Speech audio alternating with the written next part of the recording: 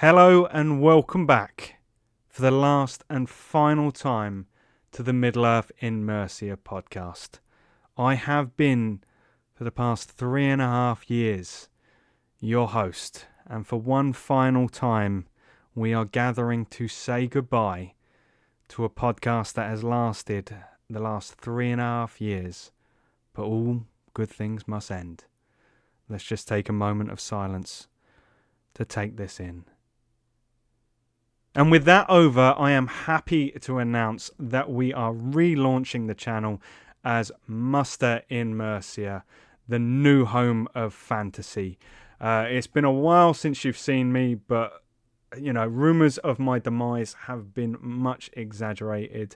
I am alive and well, and so is the channel in a new form. There's going to be new content. This video is just really to sort of wrap up, the hiatus, announce that we're back, announce the relaunch and what that's going to mean for the channel and what you can expect to see here. So let's very quickly delve into, the explanation of where we've been. So those of you who do follow us on all of our sort of socials probably saw the post where I basically said I was going through a hard time.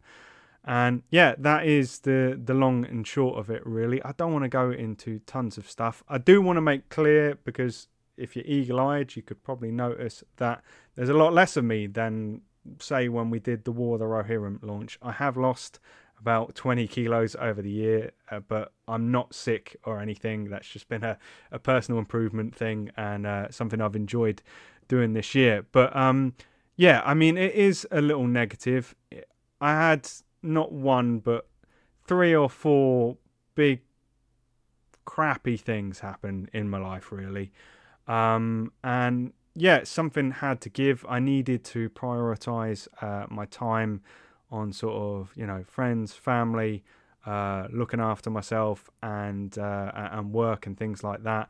And I know for some people, this hobby can be something that helps take the blues away, and normally it is, but in this instance it wasn't something I was feeling, and I certainly wasn't feeling enthusiastic to stick a camera in my face, really, to be quite honest. And we don't need to go into everything, because this isn't like a bloomin' counselling show. It's a war game show.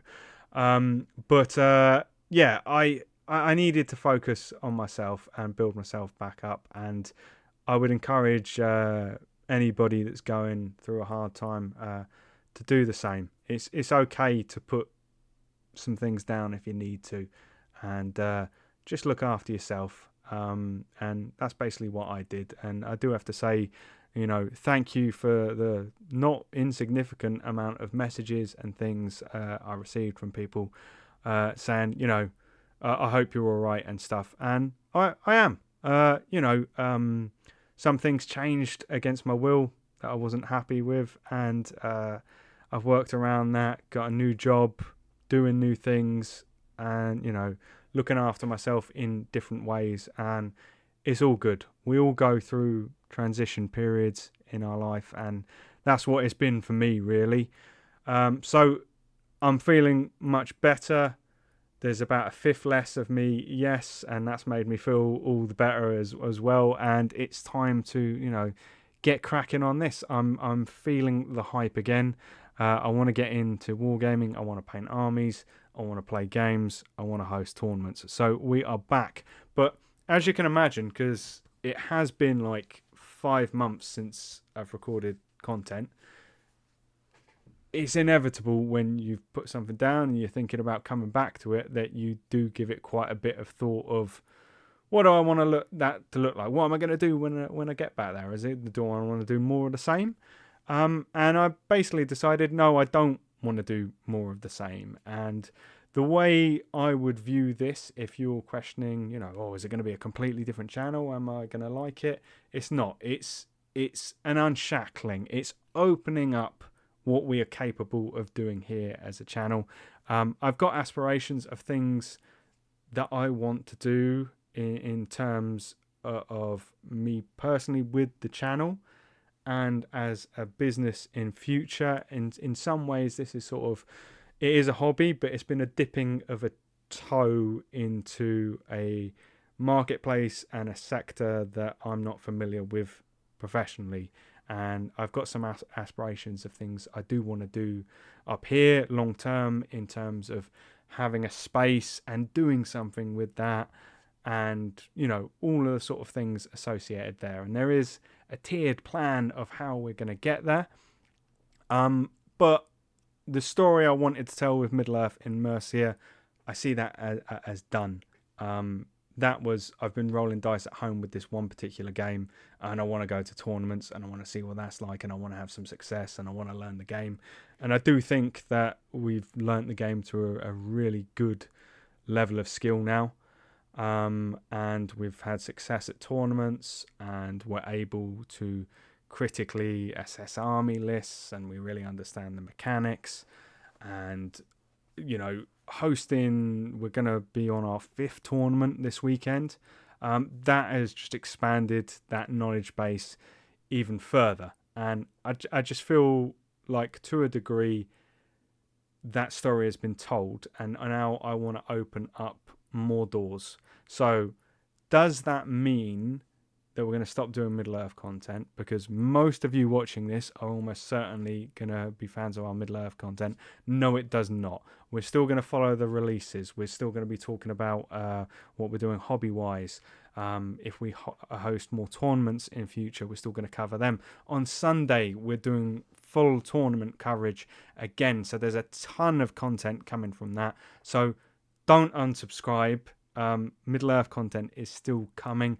We've still got a lot of love for the game, but we want to be able to do other things, which sort of brings me on to my next topic. Really, is part of this is we were all really excited about the relaunch of the game, and for myself and for many others, we sort of hoped this was going to be a big expansion of the game in terms of player base, how easy it is to get a game, availability of armies, and all those kind of things. And I could list off, I'm not happy about this, I'm not happy about that, but I think ultimately it just comes down to Games Workshop's priorities are obviously slightly different than what we hope, and it's good for those of us who are interested in the game, what we've been given.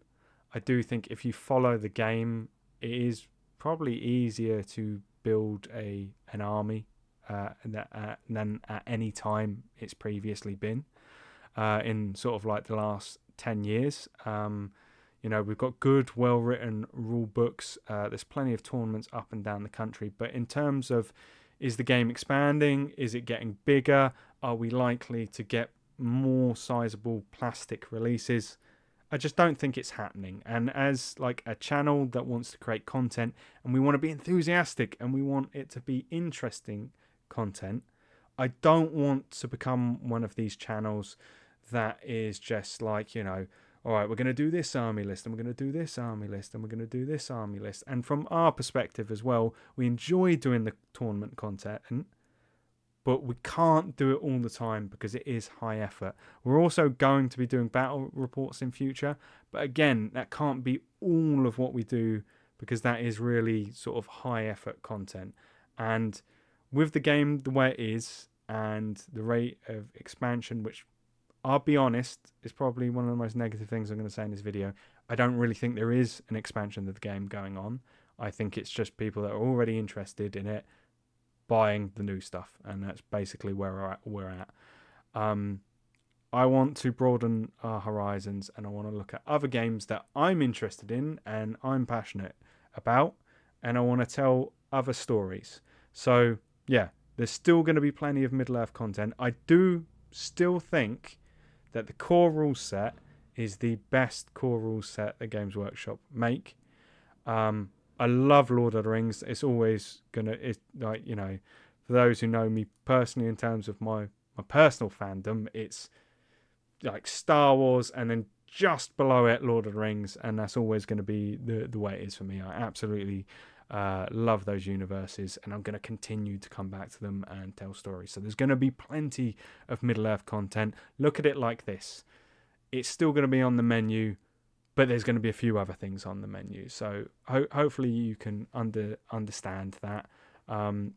We just to make this content and to be enthusiastic, it's good to have variety, and I want to add that in. So the next thing, again, I'm going to try and keep it light, because you can wind up spiraling into I don't like this and I don't like that and I don't like this. But we've hosted a lot of tournaments this year, and it's allowed in hosting tournaments. We've been working with the GBHL a lot, and that allows you into the GBHL TO Facebook group. It allows you to see the way things are run. It allows you to see what sort of rules changes are coming. It allows you to see the intention of a lot of the people that are at the core, sort of making the wheel spin. And I'm just going to say it bluntly. I haven't really enjoyed my interactions with the GBHL. It's hard, all of the positive stuff I would say about the GBHL is about fellow TOs that I already knew, and I think are like awesome members of the community, building communities, running really good events, and they do all of that stuff regardless of whether the GBHL exists or not. And yeah, I do think that the game is a bit weird in that we're really small, but the GBHL has done a really good job of uniting all these communities, and it is just a fact that you don't really get many successful non-GBHL events, because it's done a really good job of branding and getting out there and being known, that if you're not under that umbrella, you just really do struggle to sell events. And it's not like that in other game systems. Like, if you don't like what people are doing over there, you just say, oh, I'm going to go try what they're doing, or I'm going to run an independent event, and it's no problem. No problem at all. And yeah, it's this sort of weird situation where you are, because of the great success of it and the small size of it, it is sort of, yeah, it's everywhere in terms of the tournament scene. I can't change that. That just is the way things are. And yeah, I get the vibe from my interactions with it and stuff, that how the people at the core of it want to run things and the rules that they want to run and their vision of what the GBHL should be is different from what mine is. I don't want to turn this into a massive bitch fest. So I think I'm just going to leave it there, really. For me, I don't think I was getting that me and Ash have got much help and support. I feel like we pay £15 a tournament to stick the GBHL logo on there and for someone to update a Excel sheet. And I want the option to run tournaments and not be tied to this vision that I don't particularly enjoy. For us, we really, really feel that like people should be able to get together and roll dice and play competitive games without that being the most important thing. And that doesn't mean that it's not competitive. It means that you appreciate you're playing a war game. You are playing a game where there is a level of inaccuracy. There is only so, like, this measuring thing, for instance, this won't be a true 6 inches. Somebody else's measure will be a different 6 inches. Somebody will be using a tape measure that they've had for ages and it was cheap. Like, there is a level of inaccuracy in this game, and playing it with a seriousness of win at all costs, or you're just playing for a laugh. That in us, we're in the middle, and that's what we've been trying to do, and I think our tournaments have been a great success of that. But I worry long term whether we'll be allowed to continue doing that. And I want other options, basically. So I think it is great, really great. Like the success of it is why there isn't any other option. So there are great things about it. It certainly helped get me into the game. But in terms of being a tournament organizer, I want, when I don't want to have to deal with it, or if I want options, to be able to run other events and not deal with it. It's a difference of opinion, really. I'm not saying I'm right. I'm not saying they're wrong. I'm saying this has always been our vision at now Muster in Mercia of what wargaming should be. I really don't like this core at the centre of it, win at all costs, the competitive game. We're not playing chess where you've got square boxes to move in, all known moves are known. That's not what the game is, and I'm not interested in pretending that it is and playing it like that. And I'm also like, I can play fun games at home. I don't need to go to a tournament to do it. I don't need organised play for that. And if I did go to organised play, it would probably be like for fun things like that. I'd probably try and go to a narrative event or something like that, which are great. But yeah, again, we just want options, and it's basically like, if we are just going to do Middle Earth and we are just going to do Middle Earth tournaments, then putting it succinctly, our only options are to eat what Games Workshop gives us on this one game, and then run tournaments in the way that the GBHL decides that they should be ran now or in future. We're completely, at the whims. There's no option. It's like being a engineering supplier or something and having one customer. If they go under, you're in serious trouble. We want to have options so that if we don't like this, we can try this over there. If nothing's coming out for this, then we can talk about that. If I just don't feel passionate about the Middle Earth strategy battle game at a given moment, I can go work on this. So that's basically what it comes down to. I hope you can understand. It's nothing personal against any individuals at the GBHL. Different strokes for different folks, and for me personally, I haven't been bowled over by the last 12 months of interacting.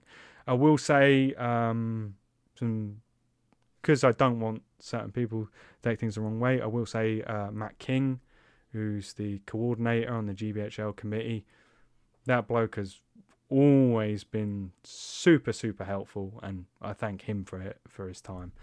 But yeah, anyway, moving on. We were talking about options. What are those options going to be? So I am not going to say, look, this is all we're going to be doing here. It's going to be this and only this, and we're going to set our limits there and we're going to set our limits there. Our umbrella, I'm sorry I've been using that term a lot, maybe somebody mentioned it at work, is going to be fantasy wargaming, which could pretty much be anything. We're probably going to stay away from, things with automatic rifles, mainly just because I do think that, that is a different audience. And although I'm into things like 40k and Kill Team, I'm not saying never. Like maybe I don't know, but it's not the intent at this time to do those things, because I do think that it's a bit of a big step. I feel that those of you who have been following us for Middle Earth content, if you're interested in hearing a new story, I am new, I'm ignorant, and I'm a complete noob at Warhammer The Old World. I want to learn this game more than the sort of half dozen games I've played. I want to build my army. I want to start the story that I told with Middle Earth with a new game, but this time I can talk a bit better on the mic. I know how to operate a camera, and we can do some battle reports and things like that. And maybe in future we can run tournaments with this too. Obviously I need to learn the game a bit more, but I've learned a lot about doing that. And that's one thing I should actually say. Like, I was talking about the positive people that I've met through the GBHL or other TOs. You know who you are. There's a load of you that have given advice, who have lent tables of terrain, just had conversations about it. there is a huge, great, generous community in Middle-earth, and thank you for everything that people have been so generous with their time to help me learn about being a TO over the last year. From, you know, people that I've borrowed your FAQs that you've put out, to people that I've read your packs, thought that's good, and then incorporated it into mine. Sorry, bit of a sidetrack, but yeah, I just want to make sure that it comes across. You know, we didn't run a channel purely on the Middle-earth game and the tournaments because there's nothing positive there. We didn't go to GBHL tournaments for 3.5 years because there's nothing positive there. I don't want it to come off as entirely negative. I'm just saying, you know what it's like. Pizza can be your favourite meal, but if you eat pizza every meal, eventually you start to hate it. Like, over familiarity can breed contempt, and I certainly want to keep my love for the game. So, you know, there's an element of that. But yeah, Warhammer The Old World. I wanted to start a army of this before they even relaunched it. I've always sort of looked at this when I was a kid and I had friends that played it. And I just, you know, I was a kid and I couldn't afford to get into another game system now. But now I've got adult money. I can be irresponsible. I can have as many armies as I want, despite the fact that the cabinets are full. And yeah, I've started a new army. I'm not going to go into it now because I'm going to do a series of videos on it. But I hope you can be interested about this too. There's loads of stuff we can do about it. Yeah, I just want to start from that square one, really, and do videos on that of, I'm getting into this game. Here's what I've learned about that starting off. I'm starting this new army. Here's how I went about building my army, what I bought. We can go through all of that. I think really there's going to be sort of 3 or 4 sort of different videos we're going to be producing. There's going to be the sort of talking heads one, me and Ash or me and some other people doing the traditional sort of podcast show. We'll have our list of things we're going to go through, and we just chat about it. And instead of it just being Middle-earth, it's going to be Middle-earth and Warhammer The Old World and whatever else we fancy it at that time. But like I say, I think we're going to try and keep it fantasy, but I don't want to say never, because, you know, putting us in too firm a spot is what meant that we had to do a bit of a rebrand. So yeah, we're going to do that. We're going to do battle reports, which, yeah, I can probably firmly say at the moment that's either going to be Middle-earth or the Old World at the moment, because they do take a lot of effort and you need to have a good knowledge of the rules and to make sure that it's going to have a reasonable flow to it. So we'll probably stick to that for now. Then we're going to have tournament reports, which, yeah, people have absolutely loved the Middle-earth one. I'm really glad. I can't remember if I mentioned it. I think I did. But there's going to be another one coming out, so stay tuned for that. So we're going to do that. Any tournaments we host, that's going to be a unique element of our tournaments that we have coverage for them. And then probably, topical videos of, yeah, how did I start out and what did I buy? Release videos, you know, ones where it's a labeled topic. So, yeah, what's that? That's podcast, battle reports, tournaments, and then specific topic videos. Those are sort of going to be our 4 things. I think the Talking Heads ones, they probably will be labelled as podcast episodes. Well, yeah, I'm doing the same list again, but yeah, it'd be podcast, battle reports, tournament reports, and then specific topics which won't have a title. So that's everything you can expect. Well, no, we've gone to the wrong slide. Sorry, I told you it was going to take me a while to get back into it. We'll just stick with this one. Ignore that. I can't be bothered to edit it out. But yeah, I'm really excited about what we can do in future. I want to get a regular content stream coming out. I'm not saying it'll be 1 video a week, but maybe it'll be 2 a month. We'll just see. This is gonna, at first at least, this is all gonna be just about getting back into it and having fun with it again. I have got some merchandise coming. There's going to be t-shirts, there's going to be dice, and there's going to be dice trays. Initially, they'll probably only be available at our tournaments. If people want to pick them up there, just have a word with me and we'll sort that out. Or if you play at Venator, message me on the Discord, which we've got, which you can join.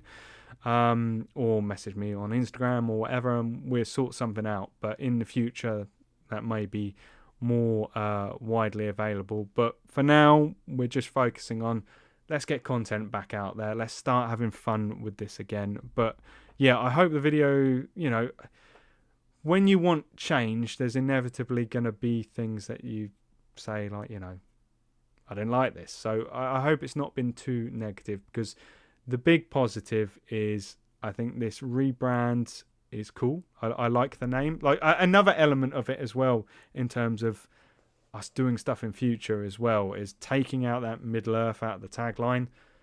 That's I always thought that was a bit of a grey area in terms of copyright as well. And now Muster In Mercia is something we can fully own with confidence. Nobody else has called that out there anywhere. It's not a film franchise or anything, and we can still claim to be the home of fantasy, because this is Mercia, this is where Tolkien was from, this is where he envisioned Middle Earth, and that is always going to be the heart of our content. The lessons from Tolkien's Legendarium, for me, that's where that part of where that element of fair play comes from. How would the hobbits run a tournament? They definitely want to know a winner. There's some competitive ones of them out there, but they wouldn't be doing it at all costs. And that Mercian spirit is going to remain very much at the core of our content, of our tournaments, and anything we do in future. So I hope those of you who are like, I'm only here for the Middle Earth, will stick around for that. I hope those of you who follow Warhammer The Old World especially will check out that. And if you are interested in just hearing another wargame story, that's certainly what I'm looking to provide. But yeah, I should probably wrap that up here, because I did intend this to be 15 minutes, but I'm a bit out of practice and definitely not as disciplined as some of my videos have been. But I hope you've enjoyed the return. One thing I should say, especially for those of you who have now stuck around for the whole video, is thank you for thank you for the continued support of the channel while we've been away. Like, that was, I was expecting to just have seen things completely plummet while we've been gone. But they haven't at all. Like, you've been watching in quite significant numbers. Our subscriber count has actually gone up. So that's, that was actually, like, in the last month when I was thinking about coming back and what we were going to do, that was a massive encouragement, really. So, yeah, thank you for not all clicking unsubscribe. The 3 of you that did, don't come back. You're not welcome here no more. You've lost faith. I don't want to see your faces. But, yeah, we're just going to move forward from this point. I've said what I've had to say about certain things, and now it's going to be all fun, all positivity, what's coming next. I look forward to speaking to you soon. The next video that's going to be out is, I'm going to have to quickly record this tomorrow, so hopefully I get that sorted, but is going to be sort of a tournament build up for the event on Sunday. I'm going to be going through some army lists and generally just building a bit of hype for that event. And also, for those attending it, if you are watching the video, I'm going to be announcing the scenarios. And that's going to, if you want the scenarios before the event, that's going to be the place to get them. All right, that's all I have for now. I'll catch you all later. Thank you for listening. It's been good to be back. And yeah, cheers.